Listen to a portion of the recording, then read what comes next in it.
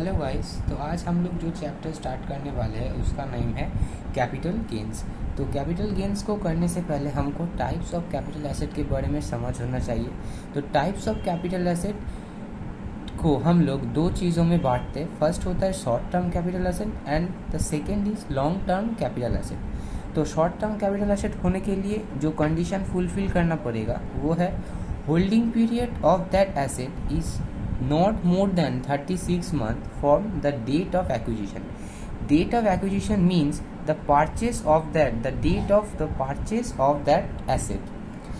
So the 36 month or less than 36 month. And long term capital asset होने के लिए holding period more than 36 month होना पड़ेगा। अब इस चीज़ में कुछ एग्जाम्पशन भी है, जैसे कि फिनेंशियल एसेट जो होता है share, debenture etcetera, listed securities, unit of union trust, units of mutual fund माने म्यूचुअल फंड का जो यूनिट बेसिस पे खरीदना होता है ना उसको, and zero coupon bond.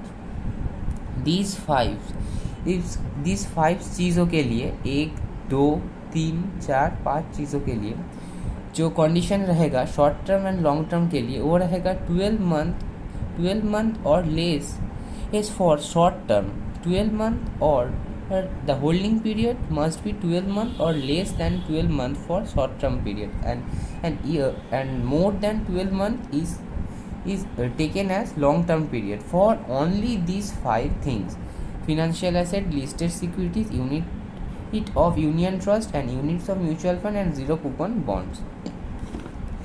Depreciable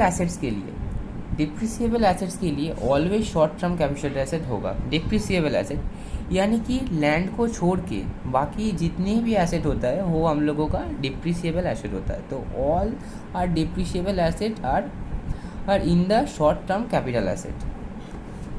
and unlisted securities, इस अनलिस्टेड सिक्योरिटीज़ को हम लोग दो चीज़ों में बांटते हैं, short term and long term. Long term के लिए मोर देन 24 मंथ होना चाहिए एंड शॉर्ट टर्म के लिए 24 मंथ और लेस देन 24 मंथ होना चाहिए। तो समझ में आया? ये था हम लोगों का बेसिक कॉन्सेप्ट जो आप लोगों को कैपिटल गेन्स करने से पहले समझना पड़ेगा। अब आते हैं कि कैलकुलेशन कैसे होगा। तो पहले हम लोग लॉन्ग टर्म कैपिटल गेन्स का कैलकुलेशन देखते हैं। Long term capital gains calculate करने के लिए हम लोगों को सबसे पहले सेल्स कंसिडरेशन अमाउंट को लिखना पड़ेगा। Sale consideration means the amount जब जो अमाउंट में सेल किए हो, sale value. Okay, sales consideration minus cost of transfer, brokerage और कमीशन। सेल्स को प्रोसीड करने के लिए आपको जो भी ब्रोकेज या फिर कमीशन जो आपको देना पड़ा है वो आएगा। तो सेल वैल्यू से cost of transfer, brokerage, commission and etcetera को लेस करने के बाद हम लोगों के पास आएगा नेट कंसिडरेशन। नेट कंसिडरेशन से हम लोगों को index cost of acquisition less करना पड़ेगा and index cost of improvement less करना पड़ेगा।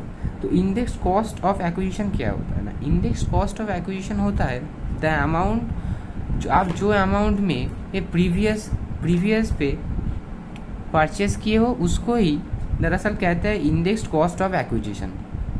मगर इंडेक्स ये कहता है cost of acquisition. Index cost of acquisition का मतलब होता है जैसे कि आप समझ लो कि आप एक घर खरीदे हो आज से 10 साल पहले जो जिसका वैल्यू था 10 लाख। तो उसका 10 लाख का कैलकुलेशन 1/1/2001 साल का कैलकुलेटिंग ईयर के हिसाब से कितना होगा वो होगा आपका कॉस्ट ऑफ एक्विजिशन। हम लोग इसको बाद में देखते हैं। ओके, कॉस्ट ऑफ एक्विजिशन कैसे कैलकुलेट करेंगे इसके बाद है। And index cost of improvement, मगर उस चीज़ को एसेट को आप सेल करने के लिए जो भी उस पर आप इम्प्रूवमेंट पे खर्चा किए हो, जैसे कि आपके पास एक हाउस था, हाउस को आपने रिपेयर करके उसके बाद सेल किया, तो वो हो गया क्या ना इंडेक्स कॉस्ट ऑफ इम्प्रूवमेंट। उसके बाद आएगा gross long term capital assets. तो नेट कंसिडरेशन से index cost of acquisition and index cost of improvement less करने के बाद आपके पास आएगा gross total long term capital gains. Gross long term capital gains, gross long term capital gains से जो exceptions है ये 54 अंडर में ये 10 एक्सेप्शंस आता है। वो एक्सेप्शंस की वैल्यू को आपको लेस करना पड़ेगा। उसके बाद ही आपके पास net long term capital gains आएगा। ये आपका फाइनल आंसर होगा। ओके, ये आपका फाइनल आंसर होगा। तो समझ में आया कैसे। इसके बाद हम index cost of acquisition and index cost of improvement को पीछे देखते कि कैसे कैलकुलेट होता है। ओके, और बता दूँ कि short term capital gains calculate करने के लिए सेम फॉर्मेट रहेगा। ओके, सेम फॉर्मेट रहेगा, बस जो इंडेक्स्ड कॉस्ट एंड इंडेक्स जो वर्ड है ना, इंडेक्स कॉस्ट को हमको हटाना पड़ेगा, बाकी सेम आएगा। मतलब शॉर्ट टर्म के लिए net consideration minus cost of acquisition होगा, इंडेक्स जो है इंडेक्स नहीं होगा, और यहाँ पर भी इंडेक्स कॉस्ट ऑफ इम्प्रूवमेंट के लिए इंडेक्स जो है वर्ड नहीं होगा, बाकी सब सेम होगा शॉर्ट टर्म कैपिटल एसेट के लिए। अब आते हैं कि कॉस्ट ऑफ एक्विजिशन जो है ना, कॉस्ट ऑफ एक्विजिशन, ये जो कॉस्ट ऑफ एक्विजिशन को हम कैलकुलेट कैसे करें। कॉस्ट ऑफ एक्विजिशन को कैलकुलेट करने के लिए हम लोगों को सबसे पहले application only for non depreciable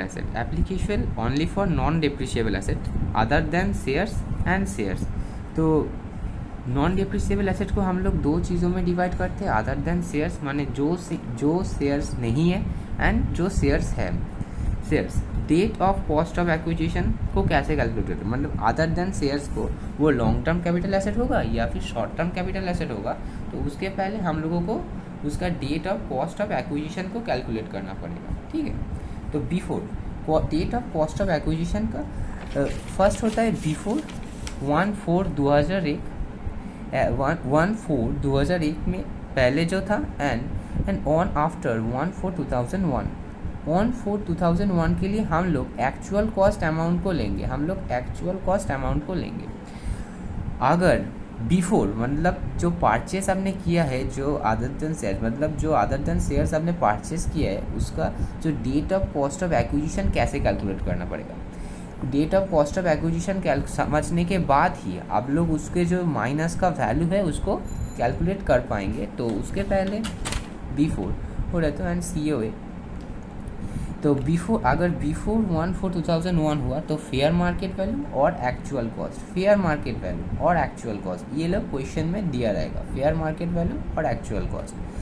तो cost of acquisition, COA means cost of acquisition whichever is more favourable for SSC, मतलब फेयर मार्केट वैल्यू और एक्चुअल कॉस्ट इन दोनों में से जो ज़्यादा होगा वही लेस होगा as a cost of acquisition whichever is more higher. Okay, and अगर आपने परचेस ऑन और आफ्टर मतलब 1/4/2001 में परचेस किया है या उसके बाद में परचेस किया है तो एक्चुअल कॉस्ट अमाउंट आएगा। ओके, अब आते हैं शेयर के बारे में। तो share applicable only for non depreciable asset को हमने अदर देन शेयर्स देख लिया। अब आते हैं हम शेयर्स पे आते हैं। तो शेयर्स पे आने से पहले शेयर्स को हम 4 चीज़ों में डिवाइड करते हैं। शेयर को हम लोग 3 शेयर्स के कैटेगरी में डिवाइड करते हैं। सॉरी, ये ordinary shares, bonus shares, right shares. Ordinary shares के लिए same as other than shares. अभी मैंने जो आप लोगों को समझाया कि अदर देन शेयर्स होगा तो कैसे कैलकुलेट होगा, ओके, अमाउंट कैसे कैलकुलेट होगा, तो वो सेम होगा अगर ऑर्डिनरी शेयर्स हुआ तो। अगर बोनस शेयर्स हुआ तो क्या होगा, अगर बोनस शेयर्स हुआ हाँ तो डेट ऑफ अलॉटमेंट बिफोर और 1/4/2001 होगा तो cost of acquisition is equal to fair market value. Cost of acquisition is equal to FMA के मतलब क्या है, FMA का मतलब है fair market value.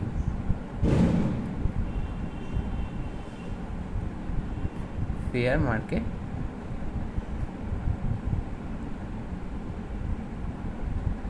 Market value and on और आफ्टर 1/4/2001 हुआ तो कॉस्ट ऑफ एक्विजिशन जो रहेगा वो 0 होगा, मतलब यहाँ पर कॉस्ट ऑफ एक्विजिशन नील होगा। ओके, अगर राइट शेयर्स हुआ तो राइट शेयर्स को हम लोग 2 चीज़ों में डिवाइड करेंगे, use of right and revenue of right. Use of right and revenue of right.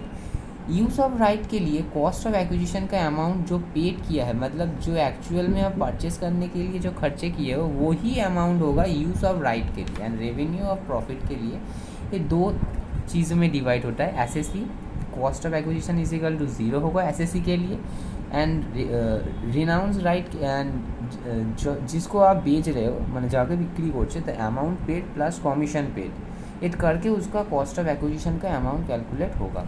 Okay, और एक बात जो रहता है रह गया वो है कॉस्ट ऑफ इम्प्रूवमेंट कैसे कैलकुलेट होगा। तो कॉस्ट ऑफ इम्प्रूवमेंट कैलकुलेट करने के लिए अगर बिफोर 1/4/2001 हुआ तो कॉस्ट ऑफ एक्विजिशन और तो कॉस्ट ऑफ इम्प्रूवमेंट नील रहेगा। एंड ऑन ईयर और आफ्टर 1/4/2001 हुआ तो cost of improvement actual amount जो इम्प्रूवमेंट किया है वही आएगा। ओके, ये कर या पर ये नहीं होगा, यहाँ पर कॉस्ट ऑफ इम्प्रूवमेंट होगा। Okay, cost of improvement, cost of